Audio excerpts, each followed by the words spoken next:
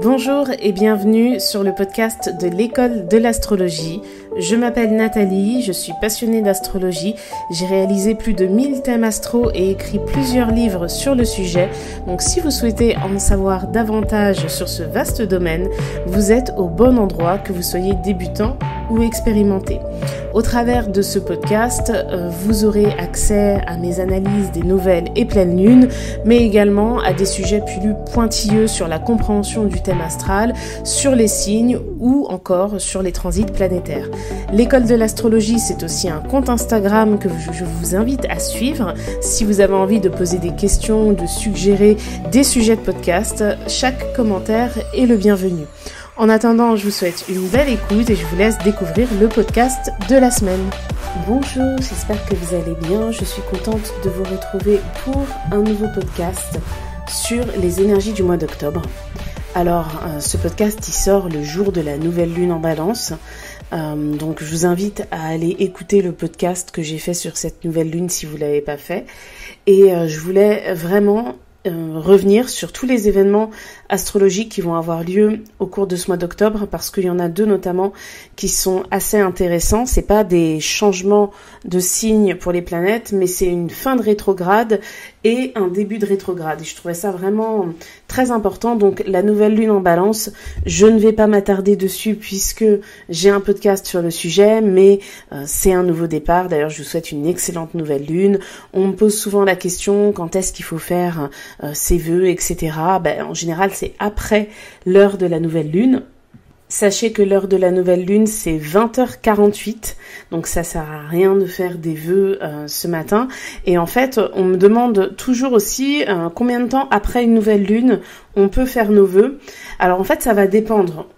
On va souvent vous dire 2 jours, mais c'est pas toujours le cas. Pourquoi ? Parce qu'en fait, on dit 2 jours parce que la lune, elle met 2 jours à sortir d'un signe. Pour à peu près, elle fait le tour d'un signe, si je puis dire, en 2 jours et demi. Elle fait à peu près 13 degrés toutes les 24 heures. Donc on a tendance à dire 2 jours. Mais s'il y a une nouvelle lune qui se produit à 28 degrés d'un signe, eh bien quelques heures après, la lune elle est déjà plus dans le même signe. Donc ça va dépendre. Là en l'occurrence, la nouvelle lune elle a lieu à 10 degrés du signe de la Balance. Donc là j'ai mon logiciel sous les yeux. Je peux vous dire que 24 heures après, la lune elle sera toujours en Balance, le 3 octobre à 20h48. Et par contre, le lendemain, le surlendemain du coup, le vendredi 4 octobre à 20h48, elle sera déjà en Scorpion, mais elle sera que à 3 degrés. Donc c'est, je vais vous dire ça, je pense que c'est vers midi, un truc comme ça. Ouais, c'est ça. À 12h48, elle est encore en Balance. On va dire que c'est vers 13h parce qu'il faudrait que je regarde exactement le moment précis. Bon, allez, je pense que je vais le faire. J'avance. Donc c'est, oui, à 13h22 qu'elle entre dans le signe du Scorpion. Donc en gros, c'est à partir de demain soir jusqu'à vendredi 13h qu'on peut faire les vœux. Enfin, que ça a le plus grand impact parce que la lune, elle sera encore dans cette énergie. Après, elle va rentrer en Scorpion et elle va rapidement créer une conjonction à Vénus. Donc là, on va être dans une toute autre dynamique. D'ailleurs, cette conjonction de la lune à Vénus, elle sera vraiment intéressante puisqu'elle se fera en harmonie avec Mars. D'ailleurs, je vais vous donner la date. C'est samedi 5 octobre. Donc, aux alentours de 20h, on aura la conjonction Lune-Vénus dans le signe du Scorpion.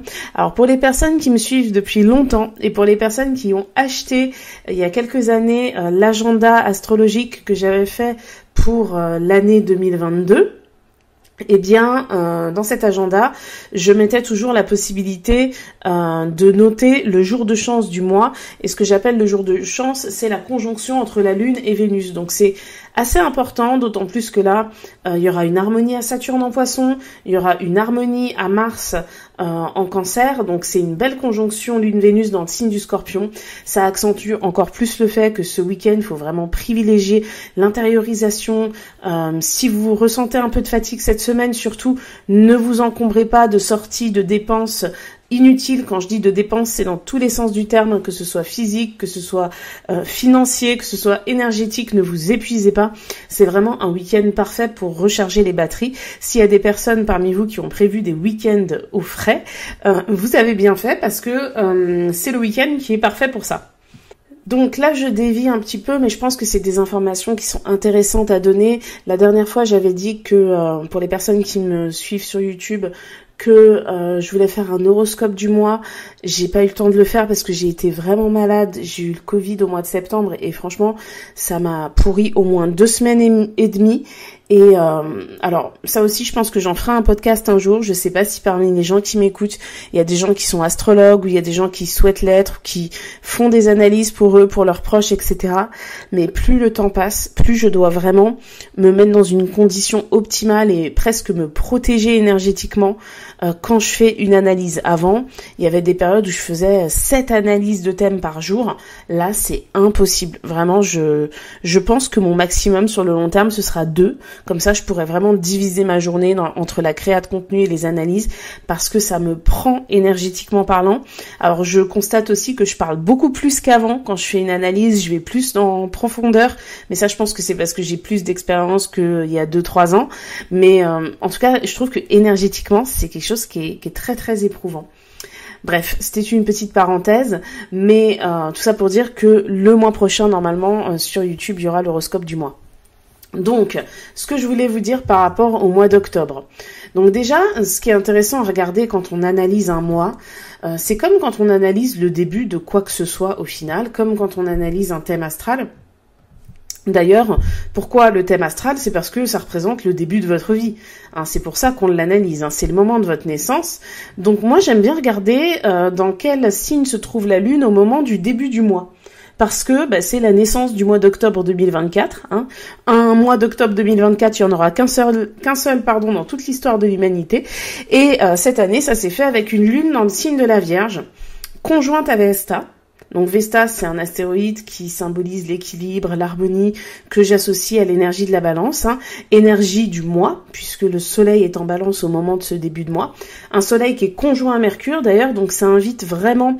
Alors pour certaines personnes, ce Mercure, il peut signifier le voyage, il peut signifier vraiment le fait de déconnecter, donc de prendre des vacances, et dans le même temps c'est aussi un astre de réflexion, et la Lune en Vierge elle est opposée à Saturne en Poisson, mais c'est une belle opposition parce que la Lune elle est à 18 degrés, là je parle de la carte du 1er octobre à minuit, donc elle est à 18 degrés et Saturne il est à 14 degrés, donc l'axe Vierge Poisson c'est un axe qui évoque le soin. Je pense que c'est un mois où on doit vraiment se soigner et vraiment se calmer aussi par rapport à l'effervescence de la rentrée. Je sais pas si vous avez remarqué à quel point le temps passe vite et en même temps à quel point le mois de septembre a été très très long. On dirait que les Jeux Olympiques c'était il y a 8 mois. On dirait pas que c'était il y a 1 mois et demi quoi. Donc c'est vrai que les choses vont extrêmement vite. C'est assez fatigant. En plus, quand on regarde, je parle pour les personnes qui sont en France, quand on regarde l'actualité, que ce soit en politique, que ce soit les faits divers, on est sur des choses qui sont complètement atroces. Et 2 mois avant, 1 mois et demi avant, on était dans l'euphorie des Jeux Olympiques, à croire que tout allait bien. Et en fait, je trouve qu'il y a beaucoup de personnes, et je m'inclus dedans d'ailleurs, qui ont très mal vécu ce changement d'ambiance. Vraiment, ça a été vraiment très difficile. Et en plus, on a le mauvais temps qui est revenu. Alors là, je parle pas pour tout le monde parce que j'ai pas regardé la carte de France au niveau de la météo, mais c'est vrai qu'en tout cas, en Île-de-France, on n'est pas gâtés. 2024, c'était l'année de la pluie, l'année du gris, quoi. C'est pas encore fini. Il nous reste un trimestre et justement, je vous fais ce podcast parce que je veux que ce trimestre, on l'optimise au mieux. Donc, ce mois d'octobre, il est à prendre avec douceur. L'idée, c'est de ne pas s'épuiser. C'est s'écouter sans non plus tomber dans la fainéantise en s'écoutant trop, mais vraiment écouter son corps. La Lune en Vierge, elle est en harmonie avec Mars en Cancer au début du mois, et ça invite à agir d'une manière qui est en adéquation avec nos émotions. À la fois parce que la Lune, c'est les émotions, et à la fois parce que Mars est en Cancer. Donc dans l'énergie de la Vierge, on est face à une envie de de restructurer les choses, d'être organisé, de faire preuve de patience, d'être au service des autres. Mais le défaut de la Vierge, c'est cette tendance à s'oublier. Et en face, on a Saturne qui se trouve dans le signe des Poissons, donc qui parle quand même de nos croyances, qui parle aussi pour certains de la foi, de la religion, etc. Donc il y a un juste milieu à trouver entre toutes les performances et les objectifs que l'on a sur le plan rationnel et tout ce que l'on délaisse sur le plan spirituel, intérieur, religieux pour les personnes qui sont croyantes. Donc vraiment, je trouve que c'est un mois d'équilibre. Alors ça va parfaitement avec l'énergie de la Balance, mais d'autant plus cette année. Vraiment, parce que au cours de ce mois, justement, il va y avoir des transits intéressants. Donc le premier, c'est que le 9 octobre, Jupiter va entamer sa rétrograde dans le signe des Gémeaux. Alors Jupiter, c'est l'astre du Sagittaire. Déjà, en étant en Gémeaux, il est dans son signe opposé. Donc on est face à une expansion qui demande à revenir à des choses quand même, à des fondamentaux qui sont assez simples. Mais il y a cette notion de toujours plus avec Jupiter. Donc c'est toujours plus parler, c'est toujours plus promettre, c'est toujours plus se déplacer, etc. On est dans une énergie insouciante. L'énergie Gémeaux, c'est l'énergie qui est la plus détachée des réalités sans être non plus totalement dans la déconnexion comme les Poissons. C'est une énergie qui va être concentrée sur l'instant présent et sur les bienfaits qu'apporte ce dernier. C'est important, mais là, il n'y a pas que ça qui compte. Donc la rétrograde de Jupiter en Gémeaux, elle va nous inviter à revoir tout ce que l'on souhaite faire évoluer dans notre manière de communiquer, dans notre manière d'apprendre. Qu'est-ce qu'on a appris ces derniers mois? Jupiter, il est rentré en Gémeaux le 26 mai. Qu'est-ce que vous avez appris depuis le 26 mai? Qu'est-ce que vous avez constaté parmi vos relations sociales, qu'elles soient amicales, professionnelles? Qu'est-ce que vous avez dit? Est-ce qu'on vous a menti? Qu'est-ce que vous avez trop dit? Qu'est-ce que vous n'avez pas osé dire? En fait, il faut vraiment repenser à tout ça tout au long de ce mois et je dirais même tout au long de la rétrograde, mais vous savez en astrologie c'est toujours pareil en fait, quand ça commence c'est toujours là que c'est le plus impactant. Vous voyez, Uranus, il a rétrogradé début septembre, il s'est passé plein de choses, ça a été vraiment impactant. La rétrograde, elle est toujours présente, mais c'est pas aussi fort que quand c'est arrivé au début. Donc là, ce sera pareil avec Jupiter. Jupiter, en plus, bon, pour le coup, il est en harmonie avec Mercure, il sera en harmonie avec Mercure le 9 octobre, il sera le 9 octobre, c'est ça. Il sera en harmonie au final avec le Soleil parce que le Soleil va avancer dans le signe de la Balance, mais Jupiter lui va reculer. Donc il y a une harmonie qui va se faire. Par contre, il y a une dissonance qui va se remettre en place avec Saturne en Poisson. Et Saturne, c'est le temps. Sur quoi avons-nous été trop vite? Vraiment, quelles sont les promesses que l'on a faites et qu'on n'a pas pu tenir? Et quand je parle de promesses, je parle pas des promesses que vous avez forcément fait aux autres, etc. Je parle des promesses que vous avez pu vous faire à vous-même. Dans quoi on a été trop vite? Donc là, c'est une période intéressante pour se poser ce genre de questions. Ça invite au lâcher-prise. D'ailleurs, le week-end qui va arriver... parce que le 9 octobre, c'est un mercredi, donc le week-end qui va arriver après. Le samedi, on a Pluton en direct. Le 12 octobre et le 13 octobre, on a Mercure qui rentre en Scorpion. Donc, n'oublions pas que Pluton, c'est l'astre du Scorpion. Donc, Pluton qui reprend un mouvement direct dans le signe du Capricorne, ça marque la dernière phase de ce transit planétaire. C'est la dernière fois de notre vivant qu'on va vivre quelque chose comme ça, puisque le 19 novembre, Pluton rentre en Verseau et c'est parti, il n'y a plus de retour en Capricorne. L'année prochaine, la rétrograde de Pluton ne le ramènera pas dans le signe du Capricorne. Donc là, on est dans une dynamique où Pluton reprend un mouvement direct et il va y avoir une opposition à Mars. Parce que Mars aura avancé dans le signe du Cancer. Quand Pluton reprend un mouvement direct, il est à 29 degrés du Capricorne. À ce moment-là, Mars sera à 20 degrés. C'est le choc des titans. Mars et Pluton, ce sont les deux astres qui régissent l'énergie du Scorpion. Avant la découverte de Pluton, c'était Mars qui le faisait. Donc là, on est clairement sur une combativité très forte. Alors, je ne sais pas ce que ça peut donner d'un point de vue politique quand on voit ce qui se passe au Moyen-Orient, mais clairement, là, il y a la notion de patrie, la notion de pouvoir et la notion de guerre qui sont en ligne de mire. Et la notion de famille aussi. Parce que il y a cette opposition. Et le truc, c'est que durant la période, la saison de la Balance, la balance est un signe cardinal, bah, qu'est-ce qui va se passer? Mars, Pluton vont être au carré du Soleil en balance. D'ailleurs, au moment du retour de Pluton en Capricorne, ça va créer automatiquement une dissonance avec Mercure qui terminera sa course dans le signe de la Balance. Parce que je vous ai dit, c'est le samedi que Pluton reprend un mouvement direct et le dimanche, Mercure entre en Scorpion. Mercure en Scorpion, c'est quand même une communication qui peut être rude, qui peut être dure. Mercure, c'est la parole. C'est en Balance, on est sur le côté diplomate. Un gros manque de diplomatie est possible durant ce week-end. Le 12-13 octobre, durant ce week-end, ça peut être, on peut être même sur un fiasco, quoi. En plus, Mercure sera conjoint à la Lune noire. Je vous invite à écouter le podcast que j'ai fait sur la Lune noire. C'est un point karmique qui décrit quelque chose de traumatique, quelque chose qui peut être violent, qui peut être fanatique, qui peut être extrémiste, qui est de l'ordre du fantasme, qui a besoin de contrôler, qui est de l'ordre d'une soif de pouvoir qui peut être extrême. Donc, déjà Mercure en Balance conjoint à la Lune noire, on peut être sur des frasques diplomatiques, mais alors avec une dissonance à Pluton en Capricorne et une dissonance à Mars en Cancer, ça accentue quand même considérablement les choses. L'astre qui va apaiser les tensions entre Mars et Pluton, c'est Neptune. Et Neptune, il est en Poisson et il représente les croyances, la foi, la religion pour certains, la déconnexion. Donc pour certaines personnes, peut-être ce qui va se passer à ce moment-là, alors là je parle au plan international, mais ça peut même être dans notre vie, ça peut être des disputes de famille, ça peut être une dispute concernant un logement, un bien immobilier, ça peut être quelque chose qui est relié au passé. Enfin, on est dans une dynamique qui est quand même sous tension. Hein.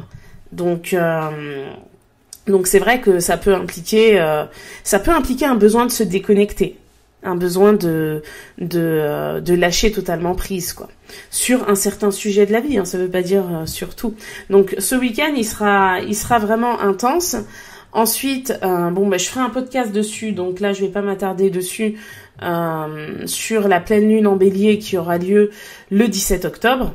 Donc ça, on a une belle pleine lune en Bélier, donc qui sera certes en dissonance avec Mars, mais qui sera conjointe à Chiron. Hein.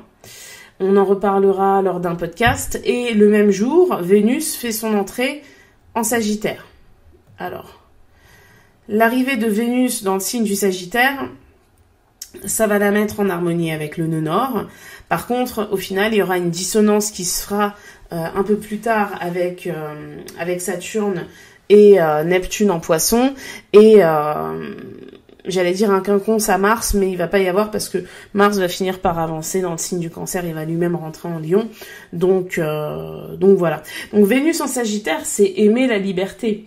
Et puis Vénus en Sagittaire arrivera à un moment donné où elle sera en face de Jupiter.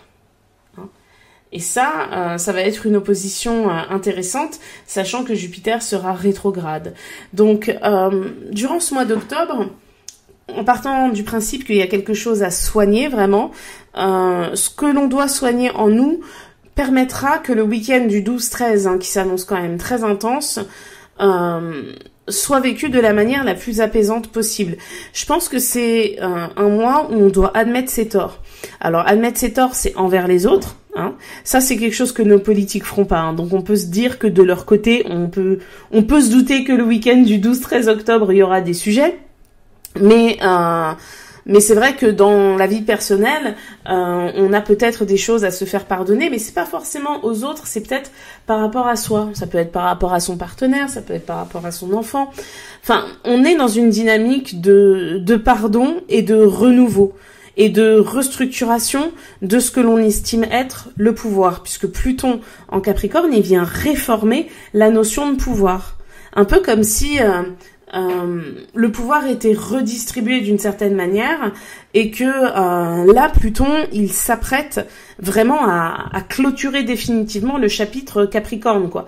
Donc les remises en question, la destruction, tout ce qui est de l'ordre du pouvoir. Enfin, quand Pluton est rentré en Capricorne, il y a eu une crise financière, hein, il y a eu la crise des subprimes et tout, il y a la banque, je crois que c'est Lehman Brothers qui a fermé. Enfin, ça a été quelque chose, c'était pas un petit truc, quoi.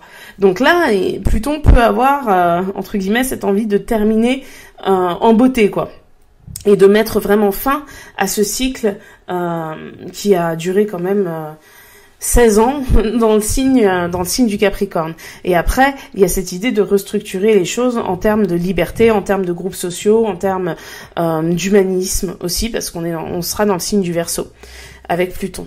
Donc ce week-end vraiment 12-13 octobre, il est intense. Donc je vous ai dit le 17 après, on a la pleine lune en Bélier et Vénus en Sagittaire, et après on a la saison du Scorpion qui démarre le 23 octobre. Après il n'y a plus de transit planétaire particulier, hein. Je crois que le prochain ce sera soit la nouvelle lune en Scorpion, soit... Oui, c'est ça, c'est la nouvelle lune en Scorpion le 1er novembre, Mercure en Sagittaire le 2, et Mars qui va entrer en Lion le 4 novembre. Donc pour le mois d'octobre, c'est vraiment la première quinzaine, hein, qui est vraiment très intense. La pleine lune en Bélier, je ferai un podcast qui sortira la semaine prochaine, donc on aura l'occasion d'en reparler. Par contre, c'est quand? Le 23 octobre, le Soleil entre dans le signe du Scorpion, et là, on va être quand même dans une saison... qui va nous pousser dans nos retranchements. Je veux pas dire de bêtises, mais je crois que si c'est pas la dernière année, c'est l'avant-dernière, où on a l'opposition Soleil en Scorpion, Uranus en Taureau. Alors je regarde, là je suis au 23 octobre 2025, je vous fais un peu voyager dans le temps. Alors non, il y aura une dernière opposition. Oh là là, j'ai la carte de la nouvelle lune en Scorpion de 2025. Ok. Donc en fait, l'année prochaine, quand on va commencer la saison du Scorpion, Uranus sera en Gémeaux. Parce que l'année prochaine, ça y est, Uranus, il fait une incursion en Gémeaux. Il sera rétrograde, il retourne en Scorpion à la fin de la saison du Scorpion. Et le jour de la nouvelle lune, on va avoir une nouvelle lune opposée à Uranus en Taureau, en Scorpion. Et il y aura le Soleil, la Lune, Vénus, Mercure en Scorpion. Alors Vénus, elle sera un peu éloignée, mais il y aura une conjonction Soleil, Lune, Vénus, Soleil, Lune, Mercure rétrograde en plus en Scorpion, en conjonction avec la Lune noire. Donc la nouvelle Lune en Scorpion se fera en conjonction avec la Lune noire face à l'astre du changement qui vivra sa dernière opposition dans le signe du Taureau. Bon, on aura l'occasion d'en reparler, mais ça aussi, ça décrit une fin de cycle vraiment très très forte. Aussi forte que ce que symbolise là Pluton, qui retrouve Mars en Cancer en face à face, en dissonance avec le Soleil en Balance, et avec Mercure en Balance qui est conjoint à la Lune noire. Là où il y a la Lune noire, il peut y avoir vraiment quelque chose de destructeur, mais n'oubliez pas que avec le signe du Scorpion, parce que cette année, c'est l'opposition Mars-Pluton et comme je vous le disais, ce sont les deux astres du Scorpion. Donc avec cette configuration, on est quand même dans une dynamique de destruction, mais de restructuration derrière. C'est la régénération, le Scorpion. Donc c'est pas juste détruire pour détruire et après, ciao, c'est fini. Il y a vraiment cette idée de régénérer derrière.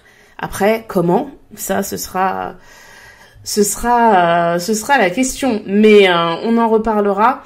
Bon, je vous ai un peu amené en 2025 pour le mois d'octobre avec la nouvelle lune de 2025 en Scorpion, mais dans l'idée, vraiment ce mois d'octobre, il est intéressant, il demande de lâcher prise, il demande aussi peut-être de se déconnecter des choses pour lesquelles on ne peut rien en fait. Alors, je sais que c'est pas le discours que tout le monde aime entendre. On aime bien avoir l'impression qu'on peut toujours changer le monde, etc. Mais je suis désolée, il y a des choses pour lesquelles on ne peut rien là tout de suite, quoi. C'est-à-dire qu'il y a des décisions politiques qui sont prises. Concrètement, on peut aller manifester ou exprimer notre mécontentement, mais changer concrètement les choses, individuellement en tout cas, il y a des choses, c'est pas possible. Et je pense que là, on arrive dans une période où il y a certaines personnes qui vont avoir besoin de déconnecter. Et comme on est dans une dynamique de surexposition à l'information avec les réseaux sociaux, eh bien, je sais pas s'il y a des études qui sont faites sur ça. Peut-être qu'il faudrait que je vérifie. Mais je suis sûre que être surexposé comme ça à l'information, ça crée de l'anxiété, ça crée de la dépression, et vu que la santé mentale des Français ne va pas très bien, on est quand même les numéro 1 au niveau des anxiolytiques, eh bien je suis sûre que tout ça c'est en partie, alors c'est pas totalement responsable, mais en partie ça doit jouer forcément quoi. Donc là on est vraiment dans une dynamique d'équilibre avec la saison de la Balance. Le mois d'octobre il est fait pour ça. Si vous trouvez que vous allez trop sur les réseaux sociaux, c'est peut-être le moment d'équilibrer les choses. L'idée, c'est pas de tomber dans la privation pour après vous rejeter sur votre téléphone. C'est comme la nourriture, c'est comme le sport. Si vous êtes trop dans le boulot, peut-être qu'il faut rééquilibrer les choses. Si vous n'êtes pas assez dans le boulot et que ça fait quelques mois, quelques semaines que vous traînez un peu des pieds, faut peut-être vous faire un peu violence, ou alors faut changer quelque chose dans votre orientation professionnelle, etc. Ça va dans les deux sens, le rééquilibrage. Mais ça passe par le fait de s'écouter, par le fait de faire preuve d'objectivité par rapport à son cas à l'instant T. Regardez clairement qu'est-ce que j'ai mal fait, qu'est-ce que j'ai bien fait dans mon évolution ces dernières semaines, ces derniers mois, depuis le 26 mai, avec Jupiter qui entame sa rétrograde dans le signe des Gémeaux. Et c'est pas, là il n'y a pas l'idée de rentrer dans quelque chose d'hyper complexe ou quoi que ce soit. C'est régler les choses vraiment simplement, au travers de l'énergie Gémeaux justement. Donc voilà, écoutez, j'ai terminé ce podcast, j'espère qu'il vous a plu. N'hésitez pas à laisser des commentaires sur YouTube, à poser vos questions ou à noter ce podcast sur les plateformes d'écoute. Et moi, je vous dis à bientôt pour un prochain podcast.